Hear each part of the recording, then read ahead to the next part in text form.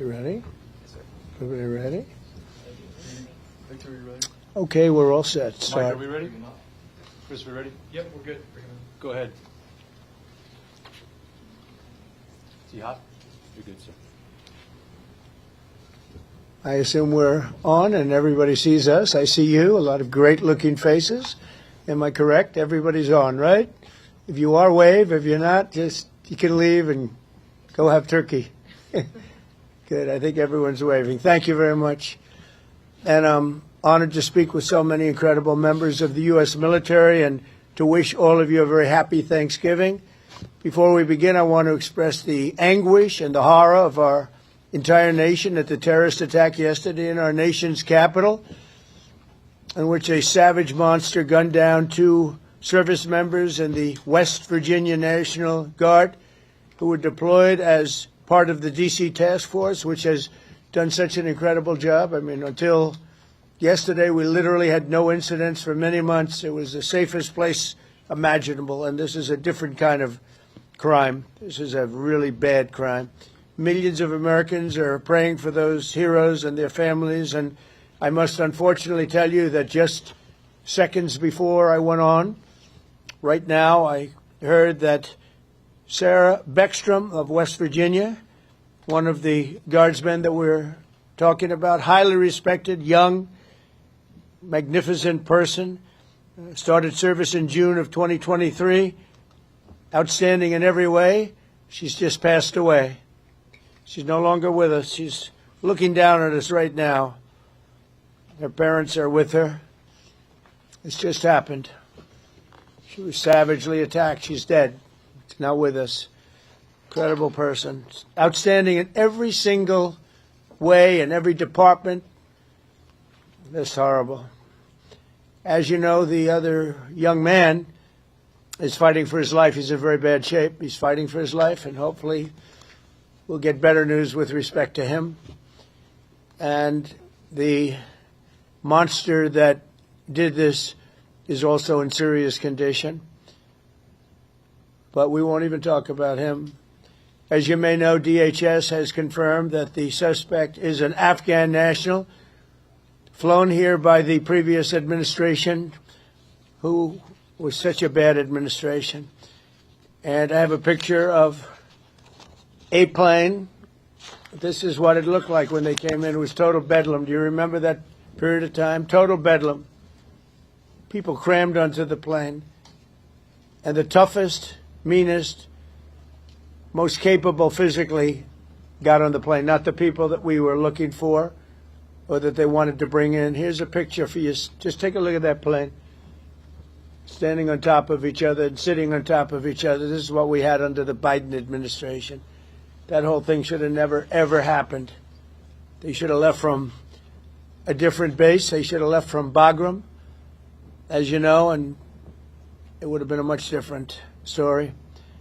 But they didn't do that, and this was just a rout, just a terrible situation. This heinous atrocity reminds us that we have no greater national security priority than ensuring that we have full control over the people that enter and remain in our country. For the most part, we don't want them. They come in illegally. They have a lot of problems. Their countries force them in because their countries are smart. They don't want them. Let's give them to the Americans to take care of. They come out of jails in many cases, mental institutions, they're gang members, they're drug dealers. We don't want them. Many of the service members on this call today are engaged in crucial aspects of that mission. And to each and every one of you, I just want to thank you so much.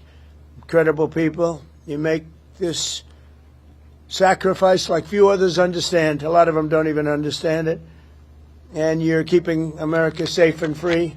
Our military is strong. In my first term, I rebuilt our military, all aspects of our military. And in Afghanistan, we actually gave up a big chunk, but relatively, as much as it seemed like it's small compared to what we bought and to what we have and to what we're buying. We're spending over $1 trillion this year on our military. We have a military, the best in the world. We make the best equipment in the world. And we have the best people in the world. So joining us this evening are 6 units deployed across our hemisphere, representing every branch of the United States Armed Forces. First, I want to thank the members of Army's legendary 101st Airborne Division. You know, I've heard about that since I was a little boy. The Screaming Eagles, calling in from Fort Huachuca, Arizona, and you're led by Major General David Gardner, a real tough cookie and great general. I appreciate it, General Gardner. The 101st has done an outstanding job leading the joint task force at our southern border. I mean, we have nobody coming in. They're not coming in. Under Biden, they were coming in by the millions. Now we have nobody coming in. We have a strong border. Nobody talks about it anymore. I'm not giving credit for anything, just like you guys are not giving credit for anything. We do the greatest job, but that's all right. They don't talk about the border anymore because you know why? Nobody comes in. We had 9 months now where we had nobody coming in, zero. And this is being fed. This is the people that do this they tend to be on the left. They'd love to say millions of people came in through Trump, and they actually said nobody came. Even I find that hard to believe, but they literally are saying nobody came in. And I hope people appreciate the job that you've done and the job that we've all done. But we're stopping the invasion of our country. We stopped it cold. And if you remember, Biden said, I need new legislation. You didn't need legislation. I didn't get legislation. What you needed was a new president. So with your help, we now have the most secure border in American history. It's the single most secure border in American history. So I just want to thank you. And the 101st, I want to thank you very much. The job you've done is amazing, working with all of our great people. We also have the men and women of the U.S. Navy serving as part of the Iwo Jima Amphibious Ready Group under Captain Christopher Farraker. And they're on board the USS Iwo Jima in the Caribbean Sea. Working right by their side are members of the 22nd Marine Expeditionary Unit led by Colonel Tom Trimble. Thank you very much. I think you waved to me because I can see you then. Let's see. There you are, handsome people. They're beautiful looking people. Thank you. Like Central Cast. I could put you in a movie right this second, and the three of you, and I think we'd have a top grossing movie. You don't have people like you in Hollywood. Part of the 22nd MEU is also serving in Puerto Rico, the 3rd Battalion, 6 Marines, Devil Dogs, led by Major Ross Gilchrist. Where is Major? Hello, Major. Another central. Is everybody central casting? It's like they're all handsome, tough guys. I don't know what's going on here. But the Navy Marine Corps team is currently helping to defend our country, protect our interests, and literally decimate terrorists. The job you've done is incredible. I also want to thank you for your amazing work to quickly deliver life-saving aid to Jamaica in the aftermath of the recent hurricane, which was devastating. Thank you very much. Appreciate it, Major and everybody. Appreciate it. Next up are the airmen serving with one of the most feared bomber forces in the world, the U.S. Air Force's 7th Bomb Wing at Dyess Air Force Base in Texas under the auspices and leadership of Colonel Seth Spanier. Colonel, where are you, Colonel? Colonel, let's see here. You're right there. Thank you, Colonel. All of you are backbone of America, and you really are the backbone of America's air power. And in recent weeks, you've been working to deter Venezuelan drug traffickers, of which there are many. Of course, there aren't too many coming in by sea anymore, if you probably noticed that. From sending their poisons into the United States, where they kill hundreds of thousands of people a year. But we're going to take care of that situation. We're already doing a lot. We've almost stopped. It's about 85% stopped by sea. You probably noticed that. People aren't wanting to be delivering by sea. And we'll be starting to stop them by land also. The land is easier. But that's going to start very soon. We warn them. Stop sending poison to our country. We also have the 18th Space Defense Squadron at Vandenberg Space Force Base in California, headed by Captain Ryan Weber. Captain, where are you, Captain? Thank you very much, Captain. Great job. Every day you maintain American dominance on the high frontier. You're the guardians of one of the most important domains we have to protect, and you make us very, very proud of the job you do, Captain. Thank you. Finally, we have the great men of the Coast Guard, and I have to tell you, there are a lot of women in the Coast Guard now, too, and we're happy about that. United States Coast Guard aboard the Coast Guard cutter Forrest Rednor with Lieutenant Commander Alexis Wild. Alexis, where are you? Hi, Alexis. Alexis Wild at the helm. And I'm told that just last month, the Forrest Rednor intercepted a boat with lots and lots of illegal aliens off the coast of California. It was loaded, and then turned them over to the Customs and Border Patrol, and they did it so professionally. The people were very, very impressed with the job you did, Commander, so thank you very much. It was a great job. And thank you for defending our maritime borders with skill and with pride, and the job you do. Amazing. So I want to thank all of you again for your amazing service to our country. God bless our warriors. God bless our heroes from West Virginia National Guard. What a group. I love West Virginia. And I want to wish everybody a very happy Thanksgiving. We have a country that we can be very proud of. I was with the King of Saudi Arabia, and he said, you know, sir, last year you had a country that was a dead country. We thought it was dead. And now you have the hottest country anywhere in the world, and it's true. And we're going to be having close to $20 trillion invested. That's record-setting by 10 times. Nobody's ever had anything like it. We're building plants. We're building factories, auto factories, AI plants, the whole thing with artificial intelligence. I don't know the word. I've never liked the word artificial. I don't know what artificials are. I think they ought to change the name. I've always said that's a lousy name to have, artificial anything, but it's a big business. And we're building more. We're leading China by a lot. We're leading everybody by a lot. We make the best military equipment in the world, and they're ordering it at numbers that nobody's ever seen before. But we're doing better than we've ever done before. We have the stock markets just hit, for the 48th time, an all-time high during the 9 months that I've been here, a little more than 9 months now.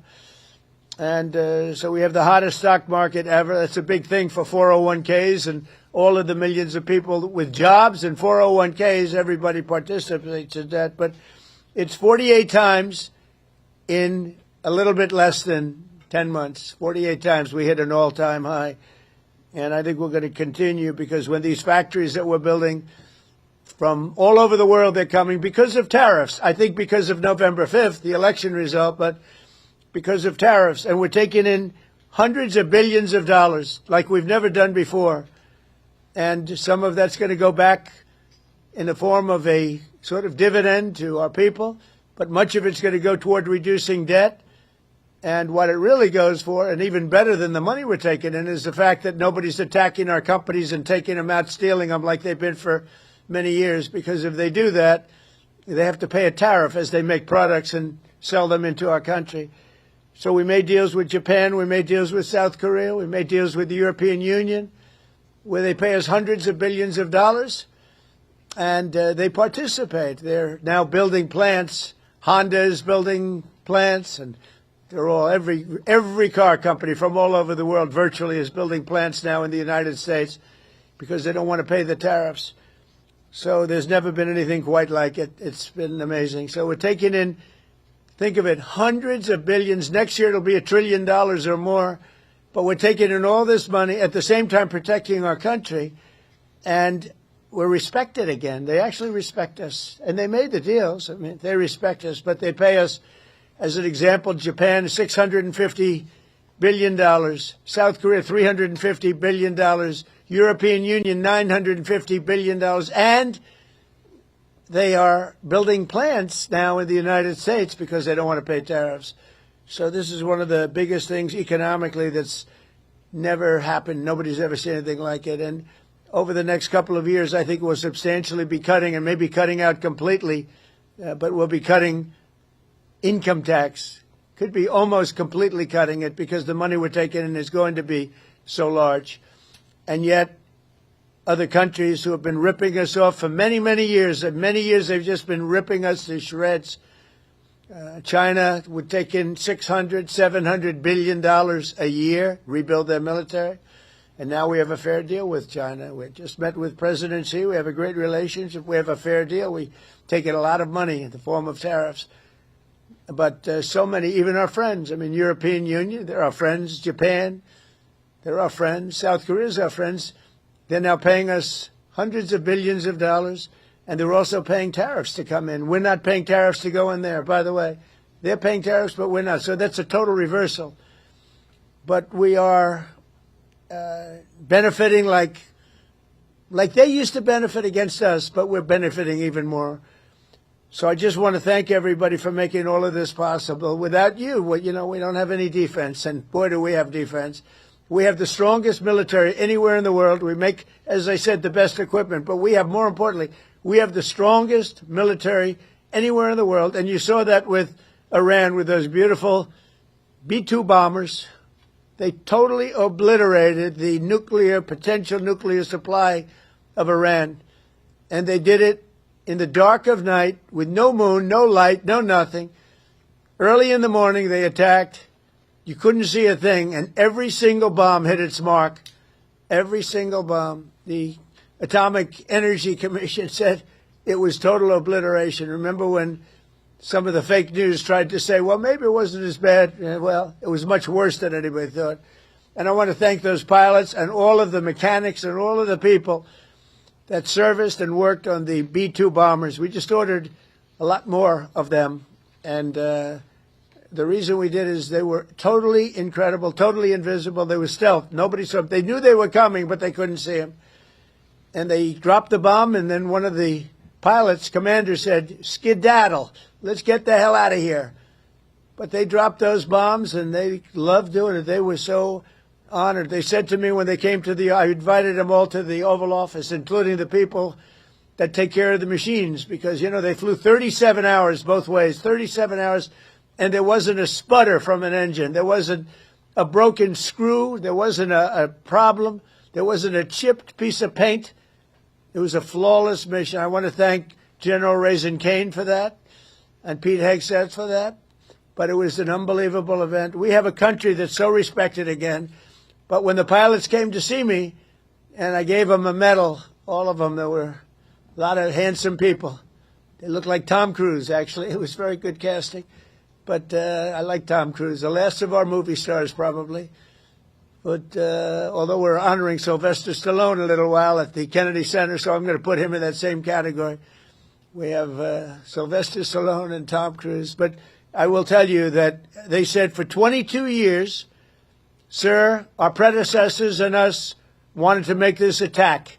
22 years they wanted to make this attack. And they practiced it 3 times a year for 22 years, and no president gave them the approval to do it until you came along, sir. We want to thank you. I said, did you really enjoy it? They said, sir, we loved it. We loved it. And these are brave men. These are from a different place than some of the people I know who aren't courageous. We have a lot of people that aren't courageous. These people were amazing in the job they did. So with that, I'm going to ask Lieutenant Colonel Charlie Rockwood, who's a highly respected young man, to speak to you. And if you have any questions, I'll answer them. Unlike Biden, he didn't take questions. But I take all the questions you want. You can ask me any damn question you want. And then we go and have a great Thanksgiving, because I don't know about you. You probably had your dinner already, but I didn't. And I know exactly what I'm going to have. Turkey. Okay? I believe it's turkey. So, Lieutenant Colonel, if you would, you take over. Go ahead. Yes, sir. We're going to pass it over to Major General David Gardner from the United States Army.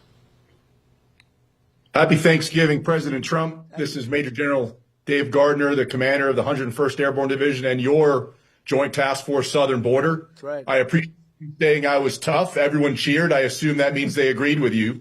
We are headquartered in Arizona. The service members with me today represent over 10,000 deployed along the 2,000 miles of our border from San Diego to the Gulf of America. We support Customs and Border Protection, U.S. Border Patrol, and as you said, Mr. President, illegal aliens entering our country is at a historic low thanks to our collective efforts. Right. On the screen behind me, you may be able to see some of the images of us patrolling, reinforcing the border wall. And we're doing that 24 hours a day, 7 days a week, including today, Thanksgiving. Our soldiers, Marines, sailors, airmen, guardians, and Coast Guardsmen were able to have fantastic Thanksgiving meals and engage in traditional football games against each other. We're doing well. We all appreciate you taking some time from your family to speak with us today. And thank you for your support, Mr. President, and happy Thanksgiving. Well, David, thank you very much. And one thing you said in the question or statement, probably, I like a statement even better than a question, but I like that because you appreciate what we're all doing together. We're partners. But you said the Gulf of America.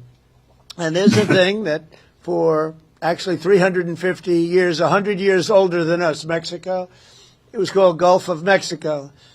And I would say to myself, why are we calling it Gulf of Mexico when we have 92% of the frontage and they have, I'm a real estate person at heart, and they have 8%. And I made that change and it was amazing. It took literally a matter of hours and it was done. And nobody even, very rarely did they complain. We beat AP, Associated Press, very badly in a lawsuit. You know, they tried to get it stopped because they're not good Americans. I mean, who would want that stopped? But we beat them, as you saw, we beat them very badly in a lawsuit. But other than that, I mean, we had no complaints, and everybody's happy with it except Mexico. I wouldn't say they're thrilled, but they'll get over it. But we now have the Gulf of America, David. The Gulf of, isn't that great? And I'm very proud of it every time I see it. And now it's spoken of routinely. I saw it before. There was some event taking place down by Louisiana, and they said, we're here at the Gulf of America. And they're just talking about it like routinely now. They're not saying like Gulf of America and smiling. They're just routine. It's called now the Gulf of America. So I'm actually very glad you brought it up. That's another one of our many achievements. So thank you very much. Appreciate it. Yes, sir. Thank you, Mr. President. Great job. Please. Sir, before we go on, do you have any questions for the president? Yes, Mr. President, this is Sergeant Major Anderson. I do have one question, sir. Yes, sir. If you were to place a wager between the Army and Navy football game, who would you put your money on, sir? You know, David, I think you should dock him. That's a terrible question. That's how he'll get me in so much trouble. But I'll tell you what I will do. I'll be going, you know, you have one of those teams is having a spectacular year, and one of them, they're both doing well. But I'll be at the game. And I'm going to let you know right after the game who's going to win. It's going to be a good game, and you're going to be watching it. I'd love it. That's a place where we get a lot of cheers when we go in. You know, we won the military vote in the largest number ever gotten by a president, by far, despite the lies that they said about me. You know, they make up stories of lies. They're disgusting people. But we won the military by the biggest vote in the history of our election. So I like the military, but I like the Navy, and I like the Army a lot. And I'm going to be at the game, and I don't know if you're going to be there. You're pretty far away, but we'll be thinking about you. And I'll be thinking about that wise guy question you just asked me. Thank you very much. Thank you. All right, sir. With that, we're going to go over to Major Ross Gilchrist from the United States Marine Corps. Good evening, Mr. President. The Marines and sailors in this room from Battalion Landing Team 3-6 are ready, capable, and lethal to support readiness and lethality in support of Operation Southern Spear. We're here in Camp Santiago, Puerto Rico, conducting sustainment training, and recently we conducted a mobile training team employing first-person view attack drones, conducting 2 day strikes and the first ever 3 night strikes in the history of the Department of War. This represents a milestone in our combat lethality, increasing the capability of the Marine Corps and the Joint Service. Soon, we're going to prepare to support counter-narcotics operations in the ground, maritime, and air domains and respond to crisis and contingency operations to provide you options, Mr. President, in support of national security objectives to protect our homeland. Marines and sailors of BLT 36, the Hellhounds, are ready. We're the first to fight and at the tip of the spear as an expeditionary force in readiness. Thank you for your support, Mr. President. Semper Fidelis. Happy Thanksgiving. Well, thank you, Ross, and you people are just amazing. You do a fantastic. I knew every move and every single thing you said. I know exactly what you did and who did it, and I want to just thank you. You were amazing. And Border Patrol and all of the people here, you know, Border Patrol, every single one of them. These are great people. ICE, You know, ICE gets not the credit they deserve. They are unbelievable, tough, smart, and they're unbelievable patriots. So, Ross, thank you very much. You really have done a great job. We appreciate. We love working with you. Thank you. Thank Ross, you, Mr. before we President. go over to the Navy, do you have any questions for the President? Anybody have any questions? Good afternoon, sir. The only proper response to the colonel from Fort Huachuca is "Go Navy, beat Army." Okay, I got to remember that. Thank you very much. They're going to have a great Sure. game. Thank you very much. All right, sir. With Yes, that, sir. we're going to move over to Captain Chris Farraker from the United States Navy. Okay. Yes, sir. Sir, on board here, Iwo Jima, proud commander of the U.S. Iwo Jima Amphibious Readiness Group, along with the 22nd MEU Expeditionary. You already met my one brother from Central Casting, Colonel Tom Trimble, and my other brother is Colonel Rick Shooter Haley. Behind me is a few of the men and women who comprise the 10,000 sailors and Marines of our Iwo ARG team, who are currently conducting maritime patrols against narcos in the Caribbean in defense of the homeland. Yes, sir. As you know, that we have also, besides the missions that you know about, sir, we also reinforced the embassy in Haiti. We're getting engaged on a routine basis, both receiving fire from some of those gang members and returning fire, defending that embassy. We've also opened up operations down here in the south, conducting expeditionary advanced base operations at Roosevelt Roads, where Major Ross Gilcrease and the team are currently training. We've also done, as you mentioned, Mr. President, humanitarian support to Jamaica. We're proud to be part of this Navy Marine Corps team and be part of the defense of the homeland, sir. Thank you.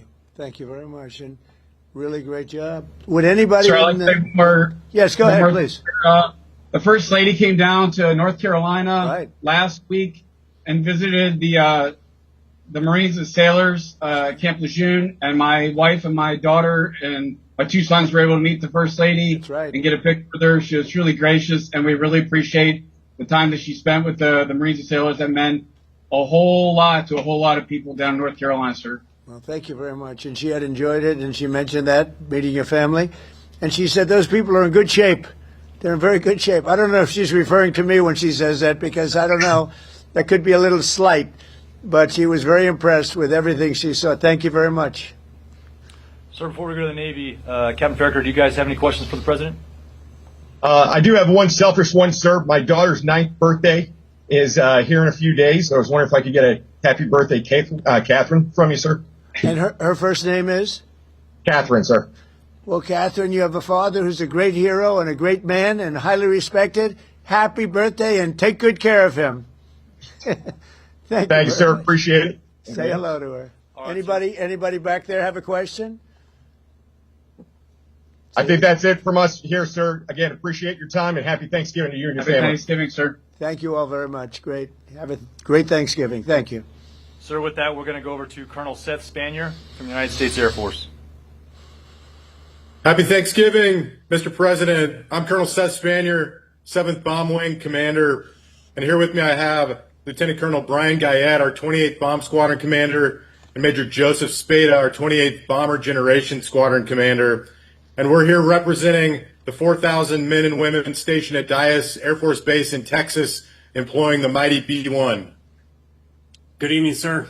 The Bomb Wing hosts multiple B-1 squadrons that are responsible for everything from training the world's best combat aviators to operational tests, in addition to projecting strength and lethality across the globe. Recently, the Bomb Wings Combat Squadron was forward deployed to the Indo-Pacific, and the men and women that you see behind me were part of the 28th Bomb Squadron and fellow squadrons that executed operations in the Caribbean, and were responsible for demonstrating the latent combat capability of the training squadron, in addition to projecting credibility into the Caribbean on behalf of the long-range strike platform, the B-1B. Well, thank It's you currently very off much. station at Nellis Air Force Base, Nevada. Thank you very much. And I don't know if you know, we have more planes on order in terms of dollars and planes itself, and they have a new one, the F-47. And I didn't name that. It was named F-47. They think I named it. I didn't. They surprised me, but I hear it's stage 6, and it's at a level that nobody's ever seen before. but we have more planes on order right now and things in the works than we've ever had. So from the Air Force's standpoint, I know you know exactly what's on order because we dealt with you and what you like. But we've never had so many planes being built at one time, and we're reinvigorating everything. I know the F-35 has been very good, and we're working on some maintenance issues to get some of them back sooner, as you know, because some of them are out, and rather than having them sit there, we're getting them fixed. Should have happened a long time ago. But we've never been in the position where we've ordered so many, and I think the Air Force has to be very happy about that. Yes, sir, absolutely. Good, thank you. And if you have any questions, please go ahead from your group. Good evening, Mr. President, and happy Thanksgiving. I'm Senior Airman Laurent. I'm an intel analyst at the 28th Bomb Squadron. My question for you today is, what is the most memorable obstacle or hardship that you've encountered in your life, and how did this shape you to be the leader you are today?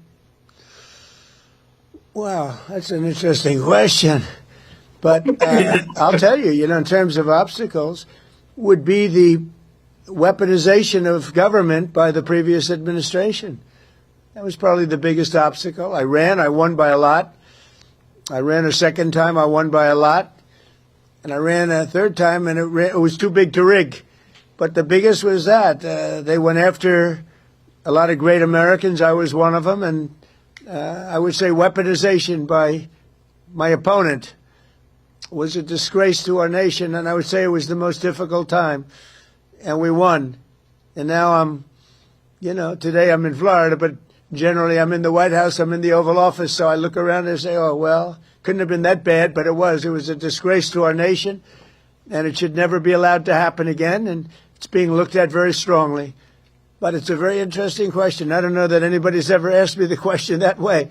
But if you did, I would say it was the weaponization and illegal weaponization that they used where our government attacked the president and the former president of the United States of America. And I was fighting for you, not just for myself. I was fighting for you. I was fighting for everyone that I'm looking, all of those incredible patriots that I'm looking at, but the millions of people that are listening right now and the hundreds of millions of people in our country. And we fought and we won, but they're bad people.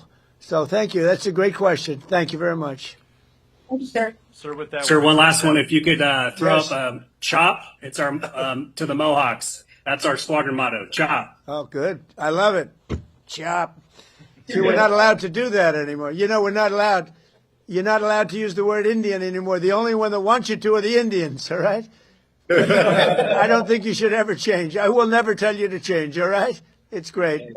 And they're very proud of it, too, by the way. Thank you all very much. Thank you. Sir, we're going to turn it over to Captain Ryan Weber from the Space Force. Okay. Good evening, Mr. President. My name is Captain Ryan Weber, and I'm the commander of the 18th Space Defense Combat Squadron. Today with me, I have Delta Crew. They're working the holiday swing shift right now, which is led by Lieutenant Cunningham and Sergeant Jackson. We also have 5 orbital analysts with us today. Our mission here at the 18th is space domain awareness, tracking everything to, in, and from space, whether that's a launch, satellite reentry, or maintaining the catalog of 48,000 objects in space. It's been a historical year for 2025. We've had over 273 space launches to this year, 174 of those being from the U.S. And we're just grateful for our newly operationally accepted system to lead the way for the world in space domain awareness.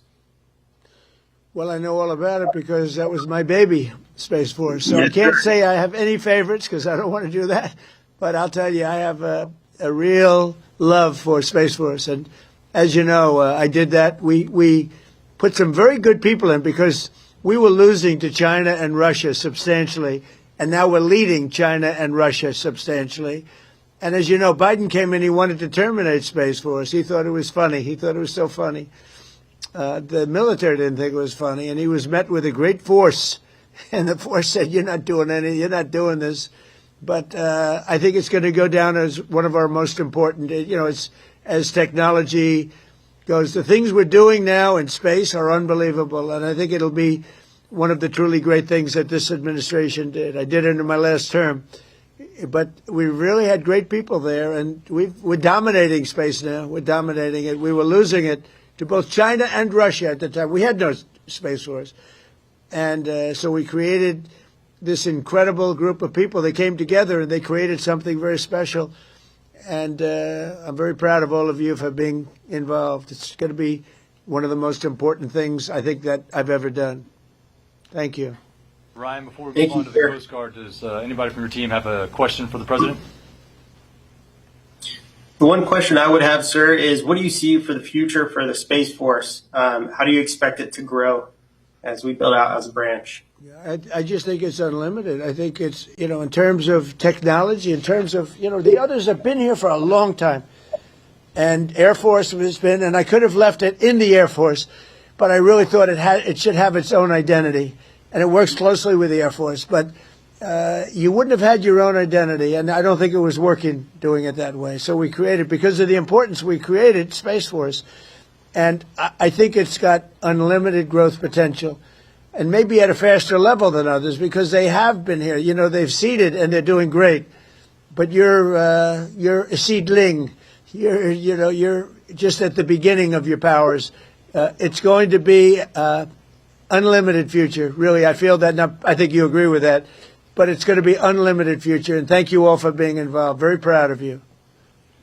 Thank you. Thank you, sir. On behalf of the 18th, thank you for your support, and happy Thanksgiving. Well, you have my support totally, and you too. Happy Thanksgiving. Thank you very much. So to round it out, we're going to go over to Lieutenant Commander Alex Wild, United States Coast Guard. Good evening, Mr. President. Lieutenant Commander Alex Wild, Commanding Officer of Coast Guard Cutter Force Rednar. We're currently patrolling the southwest border off of the coast of California in support of Operation Border Trident to protect the maritime boundary. With a crew of 25, our fast response cutter has contributed to mission success in securing the border, as you mentioned. Last month alone, we had 3 at-sea interdictions and apprehended 45 illegal aliens. I'd like to recognize, to my right, the boarding team and pursuit team from our most recent interdiction. To my right, Lieutenant Junior Grade Fuller, Bosun Mate First Class Garcia Cosby, Electrician's Mate First Class Areza, Bosun's Mate Third Class Gerhards, and Machinery Technician Second Class Simano. We've had a real nice day, as you said. It's been pretty quiet on the water, to be honest. Our 2 culinary specialists gave us a real treat today for Thanksgiving by smoking 2 turkeys. And this evening we'll be trying to have some trivia here on the mess deck. We're truly grateful for this opportunity to speak with you today. Thank you very much. Thank you. I've loved the Coast Guard for a long time, and more than anything else, all the lives you saved in Texas and various places, all of these places that got hit by the hurricanes and all of the different, the storms, the big water storms, as they call them, but mostly hurricanes. The jobs you do, the way you go into those seas, I wouldn't want to do it. You want to do it, but I wouldn't want to do it. And I just want to thank you for that. As you know, we've ordered a lot of Coast Guard cutters, brand new, beautiful, the best machines in the world, the fastest, the best maneuverability. They tell me. I said, how's the speed and the maneuverability? I'm a looks person. I wanted the hull to be perfect. I sort of redesigned the hull a little bit, the hulls. But we ordered a lot, and we're ordering icebreakers, too, that you're going to be in charge of. We have 11 of them being built right now. We had none. We only have 1 in the whole country. Russia has 48, and we have 1. And that's just ridiculous. So we're doing them in conjunction with Finland and some other people. And they make the big, they're known as the people that do, I guess, 90% of the icebreakers, so they have a great expertise. But we're doing them also as a joint venture where they're going to be built in this country, and they've already started. So we've ordered 11. You were going to build 1, and the 1 was going to cost almost as much as the 11. And every one of the 11 is much better than the 1. So that didn't sound like a good deal. So you know exactly what you're getting. You're getting the best icebreakers in the world, the top of the line, and they're going to be delivered very soon, actually. They're moving along very quickly. They're building them. And you'll end up with 11, but before we even start that, we're going to end up doing another 11 pretty soon. So you're going to have a lot of icebreakers pretty soon, which is very important. I assume, is that important for the Coast Guard? Because if it's not, I'll cancel the order immediately. Very important. Yes. Okay, good. Good. Then I won't cancel the order. That's good. You're going to have the best icebreakers there are, so it's really great. Very important to us. Thank you. Any other questions? Yes, Mr. President. Yes. I'm Petty Officer Riza.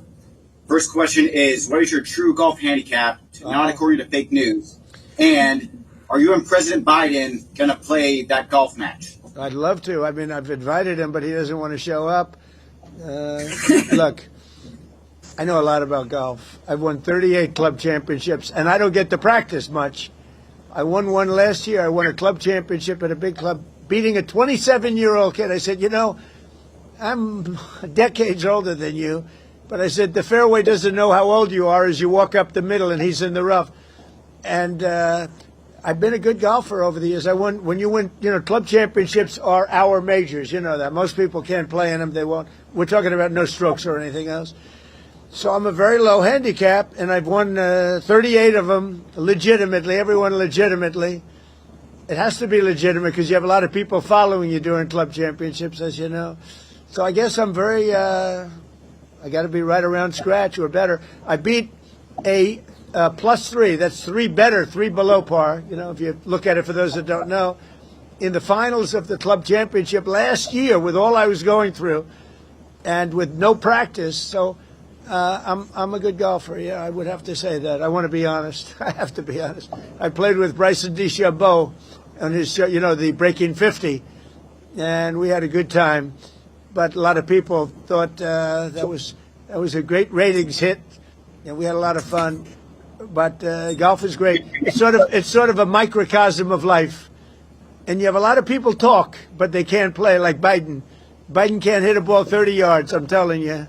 I looked at his swing. He cannot hit a ball 30 yards. He said he was a 6 handicap. He said that was the only thing that made me angry during the debate with him. He said he was a 6. I said, you're not a 6. And he said, well, I'm an 8. I said, that was quick. I picked up 2. But he's not 100. He's not 100. So, but it's a great game, and I hope you guys get to play a little bit of it. But frankly, I'm more excited about the icebreakers, if you want to know the truth. So anyway, I want to thank you all. Great job. Coast Guard, great job. We're proud of you. You're going to have the best equipment in the world, and it's coming rapidly. Thank you very much. Thank you. Thank you for your support, President. So that concludes the presentations. If you have any closing remarks, that'll be it. Well, I do have closing remarks. I just want to say how proud I am. You look at the people that we just dealt with. These are the top people in our country. These are just beautiful people inside and out. They're brave. They're smart. They're brilliant. And I just want to say it's an honor to be with you. It's an honor to be working with you. We have the strongest country we've ever had. We make the best equipment in the world. We have the best military in the world. Nobody can even come close. And everybody knows it. And they respect us now again. A year ago, 2 years ago, 4 years ago, 3 years ago, they didn't respect us at all. They laughed at us. Nobody's laughing anymore. So I just want to thank you all very much. I'm very proud of you. Thank you. Thank you. Thank you very much. Okay. We can cut that then. We can cut that. Hello. Hello. Good to see you. Thank you so much. Happy Thanksgiving. Thank you. You too. A question about this tragic shooting in Washington, D.C. U.S. officials say that the suspect worked very closely with the CIA in Afghanistan for years, that he was vetted, and the vetting came up clean. He went cuckoo. I mean, he went nuts. And that happens, too. It happens too often with these people. You see them. But look, this is how they come in. This is how they're standing on top of each other. And that's an airplane. There was no vetting or anything. They came in unvetted. And we have a lot of others in this country. We're going to get them out. But they go cuckoo. Something happens to them. Your DOJ IG just reported this year that there was thorough vetting by DHS and by the FBI of these Afghans who were brought into the U.S. So why do you blame the Biden administration? Because they let them in. Are you stupid? Are you a stupid person? Because they came on a plane along with thousands of other people that shouldn't be here, and you're just asking questions because you're a stupid person. And there's a law passed that it's almost impossible not to get them out. You can't get them out once they come in. And they came in, and they were unvetted, they were unchecked, there were many of them, and they came in on big planes, and it was disgraceful. And if you look, you'll see there was a law passed. It makes it almost impossible not to let them in, not to certify them, so to speak, once they come in. And they came in, and they shouldn't have come in. And frankly, the whole thing was a mess. The whole Afghanistan situation was a mess. It should have never taken place. If we're going to go out, and we would have gone out because I had everybody ready to go, we were going to go out with strength and dignity and precision, and we would have left from Bagram, and we would have kept Bagram, by the way, because of its very close relationship to China and where they make their missiles. But when you let the people come in by the thousands and thousands and thousands, they made a terrible mistake. But they were incompetent. Yeah. Yeah, Mr. President, thank you for having us here tonight. Have you spoken with Sarah and Andrew's family? We have a call in a little while, actually, right after this. Do you plan to? Well, the family is devastated, as you can imagine. But we have spoken. I mean, my people have spoken with the family. We'll be speaking tonight, tomorrow. You have to give them a little. They just found out about their daughter. You know, you can't just call 2 seconds later. Yeah, of course. It's a very, very tough situation. Obviously, She was so outstanding. I mean, I just heard outstanding in every single way. it's in the early stages, obviously, but do you plan to attend Sarah's funeral? I haven't thought about it yet, but it certainly is something I could conceive of. I love West Virginia. You know, I won West Virginia by one of the biggest margins of any president anywhere. And it's, you know, these are great people. I love the people of West Virginia. I love the people of our country. But I haven't given it any thought, but it sounds like something I could do, yeah. It's very raw. Yeah, of course. The suspect does have a wife and 5 children who live in Washington. Do you plan to deport them? The suspect has? The suspect? Well, we're looking at that right now. We're looking at the whole situation with family. It's a tragic situation. Yeah, Jeff? Mr. President, are there any changes you want to make to improve safety for National Guardsmen who are being sent into these cities? No, just I want to have more. As you know, we're sending 500 more. We had very little crime in Washington now for, you know, many months. Record-setting low crime, and this happened. And I don't know how you put this on the scale of that. This is sort of different. This is a terrorism threat, and this was done because they're so effective. If they weren't effective, you probably wouldn't have had this done. But this was done because the National Guard has been so effective. You know, you went from having a tremendous amount of crime and death, killing, everything else, to having none. And this happened, I assume, because it was so effective. And maybe this man was upset because he couldn't practice crime. Who knows what his motivation was? But what he did was horrible. And you've made changes for Afghanis' ability to apply for asylum. Do you blame all Afghans for this one man's not mistake? No, but we've had a lot of problems with Afghans because they had a lot of them coming in on these planes. Again, I show you this picture. We had a lot of them coming in on these planes that are, look at them. There was no check-in. They just poured into the plane. And many of these people are criminals. Many of these people are people that shouldn't be here. And many of them have been gotten out. I mean, we've gotten out a lot of the people that, you know, we've taken a lot of them out of here. But they came in, legally, right? Yeah, I know, the old story. Many are wonderful, yeah, I'm sure. I said many are here legally, though. What should they think in terms of their prospects? Well, they can't be happy, okay? They can't be happy. Because what's taking place between that, if you look at Somalia, they're taking over Minnesota, and we got a lot of problems with the gangs, with all of the things taking place in Minnesota. We have an incompetent governor, we have a dope governor. They can't be happy about what's going on. And if you talk about the Afghans, you know, there's a problem because so many bad ones came in on the planes. They just walked in. Whoever the strongest people were physically in a way, but whoever the strongest, they got on the planes. There was no check-in. They just swamped the planes. They took off.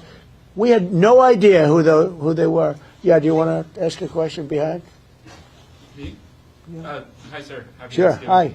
What do the Somalians have to do with this Afghan guy who shot the national? Nothing, but Somalians have caused a lot of trouble. They're ripping us off for a lot of money. There's a tremendous amount of money going back to Somalia. What the hell are we paying money to Somalia for? But they're ripping off our country at a level that few people have been able to see before. That's about the only thing. You talk about competence. We have Ilhan Omar, who does nothing but complain about our country and our Constitution.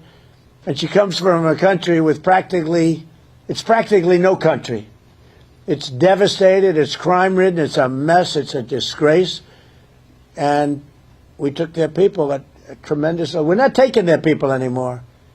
We're not taking their people. And we're getting a lot of their people out because they're nothing but trouble. Okay, thank you very much, everybody. Go ahead. I have a question about this asylum claim that is being floated. Of course, you just detailed that this suspect was flown in under the Biden administration. Yeah. But was he granted asylum under your administration? When it comes to asylum, when they're flown in, it's very hard to get them out. No matter how you want to do it, it's very hard to get them out. But we're going to be getting them all out now. Thank you very much. Thank you. Mr. President. Thank you, sir. Here, take that picture if you want it, press. Mr. President, what are you most thankful for this Thanksgiving?